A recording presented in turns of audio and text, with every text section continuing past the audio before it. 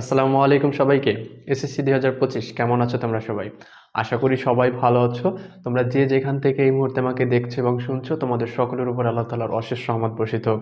তোমাদের ভিতরে যারা এবছর এসএসসি 2025 সালে পরীক্ষা দিবা, তো তোমাদের যারা কমার্স গ্রুপে আছো, তোমাদের কমার্স গ্রুপের সাবজেক্টগুলো নিয়ে কিন্তু তোমরা হচ্ছে সবসময় একটা দুশ্চিন্তায় ভিতরে থাকো। তো তোমাদের এই দুশ্চিন্তার পিছনে কারণ আছে, কারণ হচ্ছে তোমরা এই সাবজেক্টগুলোয় অনেকে ভালো প্রিপারেশন নেওয়ার পরও কিন্তু তোমরা হচ্ছে ভালো একটা কাঙ্ক্ষিত মানের রেজাল্ট তোমরা আনতে পারো না। তো এর পিছনে যে বিষয়টা সব থেকে বড় দায়ী, সেটা হলো তোমাদের সঠিক একটা সাজেশনের দরকার আছে, সেটা অনেক সময় তোমরা মিস করে থাকো। এবং পাশাপাশি তোমার হচ্ছে সাজেশনটা থেকে 100% আউটপুট আনার জন্য তোমাদের একটা সঠিক গাইডলাইনের দরকার আছে, সেটাও তোমরা দিন শেষে মিস করো। এবং আরেকটা বিষয় তোমরা সচরাচর সবসময় প্রশ্ন করে থাকো এমসিকিউ নিয়ে। তো এই যে তিনটা মূল বিষয়, এই তিনটা মূল বিষয় নিয়ে কিন্তু আজকে আলোচনা থাকবে। তো আজকের বিষয়বস্তু হচ্ছে তোমাদের ফিনান্স ও ব্যাংকিং, যে তোমাদের সাবজেক্ট আছে। তো ফিনান্স ও ব্যাংকিং এই বিষয়ের উপর আজকে একটা ফাইনাল সাজেশন দিব। তো তুমি যদি হচ্ছে এই সাজেশন ফলো করে ভালো কিছু তুমি আউটপুট পেতে চাও, তাহলে অবশ্যই তোমাকে পুরো ভিডিওটা মনোযোগ সহকারে দেখতে হবে। কারণ তুমি যদি সাজেশন পাওয়া মাত্রই মনে করো যে তোমার সবকিছু অর্জন করা শেষ হয়ে গেছে, এই ভিডিও থেকে পাওয়ার যে বিষয়টুকু সেটুকু তুমি সবকিছু পেয়ে গেছো, তাহলে তুমি ভুলের ভিতরে আছো। কারণ ভিডিওর প্রত্যেকটা স্টেপে কিছু না কিছু গুরুত্বপূর্ণ কথা থেকে থাকে, যেগুলো আসলে তোমাদের জন্য খুবই গুরুত্বপূর্ণ। সো সেই গুরুত্বপূর্ণ বিষয়গুলো যদি তুমি মিস করো, তাহলে আসলে সাজেশন থেকে যে ভালো একটা আউটপুট পাওয়ার বিষয়, সেটা কিন্তু তুমি 100% পাবা না। সো এই জন্য আমি সবসময়ই বলে থাকি তোমাদের যে অবশ্যই পুরো ভিডিওটা মনোযোগ সহকারে দেখবা, যাতে করে তোমার 10টা মিনিট লস হলেও সেই 10টা মিনিট পরবর্তীতে কাজে খাটে। কারণ তুমি যদি সাজেশনটা পাও, পুরোপুরি গাইডলাইনটা তুমি ভালোভাবে পাও, তাহলে হচ্ছে তুমি কিন্তু সেটা ফলো করে তোমার হচ্ছে পরীক্ষায় কিন্তু ভালো একটা মার্কস এখান থেকে তুলতে পারবে। আর তোমাদের যেটা বললাম যে এই গ্রুপ সাবজেক্টগুলো একটু তোমাদের কাছে জটিল মনে হয় এবং দিন শেষে এগুলো ভালো তোমরা হচ্ছে মার্কস অর্জন করতে পারো না। সো সে বিষয়গুলো নিয়ে আলোচনা থাকবে এবং পূর্ণাঙ্গ একটা সাজেশন দেবো, যেটা ফলো করলে তুমি ইনশাল্লাহ তোমাদের এই সাবজেক্টে তোমার হচ্ছে ভালো একটা রেজাল্ট তোমরা আশা করবে। শুধু এই সাবজেক্ট না, তোমাদের গ্রুপ সাবজেক্টগুলো, তোমাদের ইতিমধ্যে কিন্তু হচ্ছে সকল সাবজেক্টের সাজেশন আমার চ্যানেলে আপলোড দেওয়া হয়ে গেছে। তো তোমরা চাইলে হচ্ছে চ্যানেলের ভিডিও অপশনে গিয়ে তোমার হচ্ছে বাকি যে সাজেশনগুলো তোমাদের প্রয়োজন, সকল বিষয়ে তোমরা হচ্ছে কিন্তু সাজেশনগুলো পেয়ে যাবে। আর তোমাদের যে জেনারেল সাবজেক্টগুলো আছে সেগুলোর সাজেশন ইতিমধ্যে কিন্তু আপলোড হয়ে গেছে। তো তোমরা অবশ্যই ভিডিও অপশনে গেলে তোমরা হচ্ছে সকল সাবজেক্টের সাজেশনগুলো পেয়ে যাবে এবং সেই সাজেশনগুলো অবশ্যই দেখে নেবা। তো আজকে যেটা বললাম যে তোমাদের ফিনান্স ও ব্যাংকিং এর ফাইনাল সাজেশন। তো এই তোমার সাবজেক্টটায় তোমাদের হচ্ছে অধ্যায় আছে 13টা। ঠিক আছে, 13টা অধ্যায় থেকে তোমাদের প্রশ্ন আসে কয়টা? প্রশ্ন আসে কিন্তু 11টা, তাই না? তো প্রশ্ন আসে হচ্ছে 11টা। এখন তোমাদের তো আবার 11টা প্রশ্নেই অ্যান্সার করতে হয় না, তোমার করতে হয় কয়টা? 60টা। তাহলে তোমার টার্গেট থাকবে কি? আমার 60টা প্রশ্ন, আমার তো 11টা প্রশ্ন কমন দরকার নাই, আমার প্রশ্ন কমন হচ্ছে 60টা দরকার। তো 60টা প্রশ্ন আমি কিভাবে সহজে কমন পেতে পারি, আমি যদি সেই মাধ্যমটা জানি বা সেই উপায়টা জানি, তাহলেই তো হলো। তাহলে হবে কি, তোমার হচ্ছে তুমি 13টা অধ্যায় পড়ে যত ভালো লিখতে পারবা, তার থেকে তুমি আরো কম অধ্যায় যদি পড়ো, ভালোভাবে পড়ো, তাহলে তোমার লেখার ধরনটা সুন্দর থাকবে এবং প্রশ্ন কমন পেলে সেখানে তুমি তোমার হচ্ছে সুন্দরভাবে লেখা উপস্থাপন করে ভালো একটা মার্কস সেখান থেকে কিন্তু অর্জন করতে পারবে। সো এজন্য আমি সবসময় চেষ্টা করি তোমাদের হচ্ছে ইম্পর্টেন্ট অধ্যায়গুলোকে খুঁজে বের করে দেওয়ার জন্য। ইম্পর্টেন্ট অধ্যায়গুলো হচ্ছে পূর্ববর্তী সালগুলো যদি তোমরা অ্যানালাইসিস করো, সকল সাল অর্থাৎ তোমার পিছনে যদি 5-6টা সাল তোমরা অ্যানালাইসিস করো, তাহলেই তুমি বুঝতে পারবা যে আসলে কোন কোন অধ্যায় থেকে প্রশ্ন মাস্ট আসে, কোন কোন অধ্যায়গুলো আসলে সৃজনশীলের জন্য গুরুত্বপূর্ণ। আর আমি সেই কাজটাই করে থাকি। এবং দিন শেষে তোমরা যদি পুরো ভিডিওটা দেখো, তাহলে উপলব্ধি করতে পারবা, তোমার নিজের সাজেশনটা তুমি নিজেই তৈরি করতে পারবা, তোমার জন্য সাজেশন আসলে কোনটা বেস্ট হবে। তারপর আমি তো আমার পার্সোনালি জায়গা থেকে একটা সাজেশন তোমাদেরকে দিয়ে দিবই। তো যেটা আমি প্রথম বললাম যে তোমাদের কোন অধ্যায়গুলো থেকে প্রশ্ন বেশি আসে, কোন অধ্যায়গুলো থেকে তেমন একটা প্রশ্ন আসে না, আমি সেই অধ্যায়গুলোকে একটু ফাইন্ড আউট করে দেওয়ার আগে চেষ্টা করি। তারপর হচ্ছে সাথে সাথে ওখান থেকেই তুমি সাজেশনটা পেয়ে যাবে যে আসলে তোমার জন্য কোন অধ্যায়গুলো গুরুত্বপূর্ণ, কোন অধ্যায়গুলো তোমার পড়া উচিত। ঠিক আছে? তো প্রথমে তোমাদের যে অধ্যায়টা আছে, অর্থায়ন ও হচ্ছে ব্যবসায়ের অর্থায়ন, আমরা এটা সকল সাবজেক্টই বলে থাকি যে প্রথম অধ্যায়টা সৃজনশীলের জন্য একটু সকল সাবজেক্টে গুরুত্বপূর্ণ কম থাকে। ঠিক আছে? তো এই অধ্যায়টা থেকে সেই দিক বিবেচনা করে তোমার দেখা যায় যে মাঝে মধ্যে প্রশ্ন আসে এবং মাঝে মধ্যে তোমার হচ্ছে প্রশ্ন আসে না। তার মানে এটা গুরুত্বর দিক থেকে বেশি একটা গুরুত্বপূর্ণ না। এরপর হচ্ছে তোমাদের অর্থায়নের যে উৎস, এখান থেকে প্রায় বোর্ডেই হচ্ছে একটা প্রশ্ন থাকে মাস্ট। শেয়ার বন্ড ও ডিবেঞ্জার, এখান থেকেও একটা প্রশ্ন থাকে, প্রায় বোর্ডেই মাস্ট। তোমার হচ্ছে অর্থের সময় মূল্য, এখান থেকে প্রায় বোর্ডে একটা তোমার হচ্ছে প্রশ্ন মাস্ট থাকে। তারপর হচ্ছে ঝুঁকি ও অনিশ্চয়তা, এখান থেকেও মাস্ট একটা প্রশ্ন থাকেই। তারপর হচ্ছে মূলধনী আয় ও ব্যয়ের প্রকল্পন, এখান থেকেও একটা মাস্ট প্রশ্ন থাকে। তারপর হচ্ছে মূলধন ব্যয়, এখান থেকে একটা মাস্ট প্রশ্ন থাকে। তারপর হচ্ছে মুদ্রা ব্যাংক ও ব্যাংকিং, এখান থেকেও মাস্ট একটা প্রশ্ন প্রায় বোর্ডেই থাকে। এরপর হচ্ছে ব্যাংকিং ব্যবসা ও তার ধরন, এইটা থেকে দেখা যায় যে মাঝে মধ্যে প্রশ্ন আসে, মাঝে মধ্যে আবার আসে না। তাহলে এটা হচ্ছে গুরুত্বের দিক থেকে অনেকটা কম।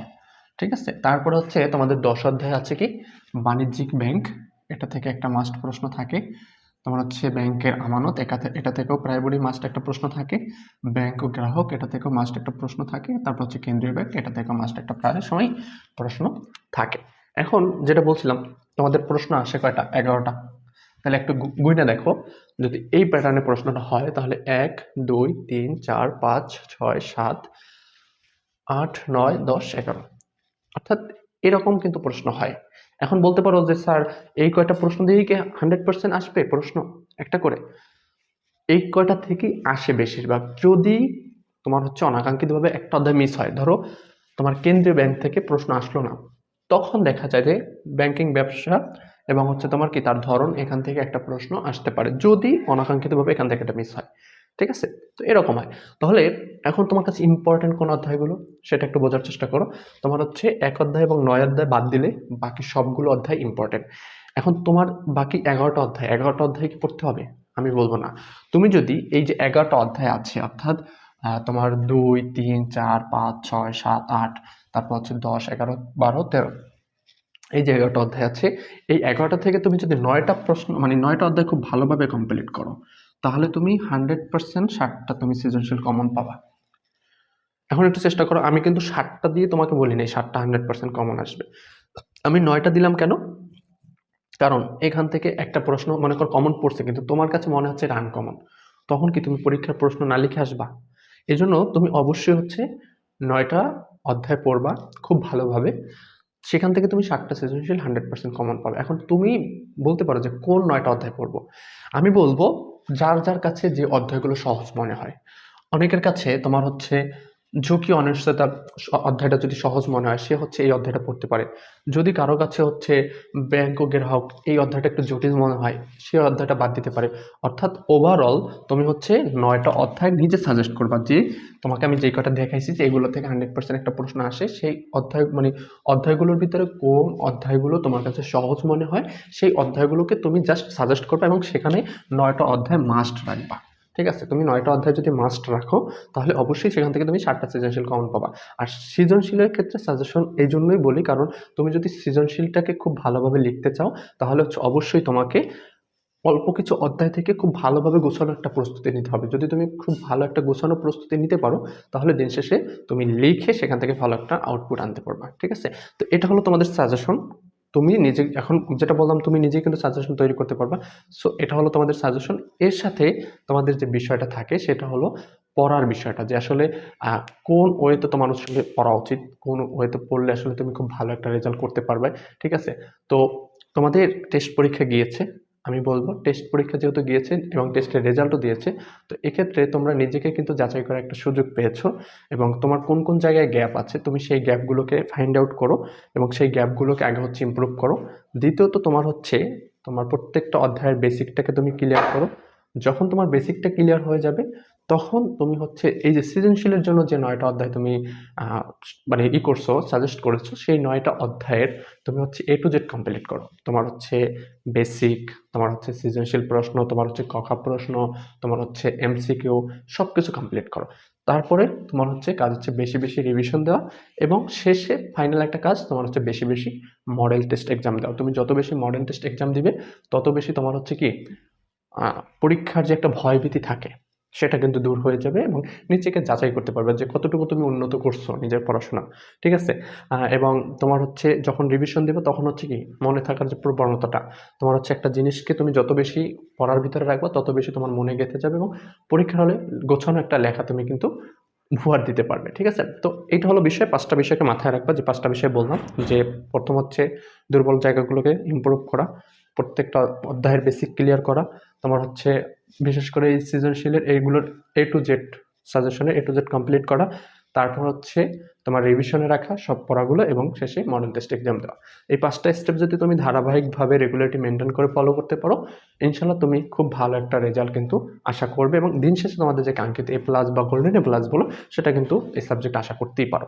তো এরপরে হচ্ছে যেটা এমসিকিউ নিয়ে তোমাদের একটা প্রশ্ন থেকেই থাকে। তো এমসিকিউর যে বিষয়টা, এমসিকিউতে যদি তোমরা ভালো করতে চাও, তোমার অবশ্যই বেশি বেশি তোমার হচ্ছে প্রত্যেকটা অধ্যায়ের বেসিকটা ভালোভাবে আয়ত্তে আনতে হবে। তারপর হচ্ছে তোমার তোমার এমসিকিউর জন্য অনেক সময় দেখা যায় আমাদের রিডিং পড়তে কষ্ট হয়। তো এক্ষেত্রে সবাইকে বলবো তোমাদের গাইড বা নোট বা হচ্ছে টেস্ট পেপার যেখানে যতগুলো এমসিকিউ পাবা সবগুলোকে বেশি বেশি রিভিশন দিতে হবে এবং এটাই বেশি বেশি মডেল টেস্ট এক্সাম দিতে হবে। যদি তুমি এগুলো কন্টিনিউ করতে পারো তাহলে এমসিকিউ তো দিন শেষে তুমি একটা ভালো রেজাল্ট আশা করতে পারো। ঠিক আছে, সো এই স্টেপগুলো যদি ফলো করো এবং এই সাজেশনটা যদি তুমি একটু মেনটেন করে পড়তে পারো, আমি আশা করি তোমরা এই সাবজেক্টে খুব ভালো একটা রেজাল্ট করবে। এবং সব থেকে মোস্ট ইম্পর্টেন্ট যে বিষয়টা, ধারাবাহিকতা মেনটেন করা। তোমাকে অবশ্যই হচ্ছে ধারাবাহিকতা মেনটেন করতে হবে। ধারাবাহিকতা মেনটেন করতে পারলেই তুমি দিন শেষে ভালো একটা রেজাল্ট আশা করতে পারো। তো যারা পুরো ভিডিওটা মনোযোগ সহকারে দেখেছো তাদেরকে অসংখ্য ধন্যবাদ। আজকে এ পর্যন্তই, দেখা হবে পরবর্তী ভিডিওতে। আল্লাহ হাফিজ।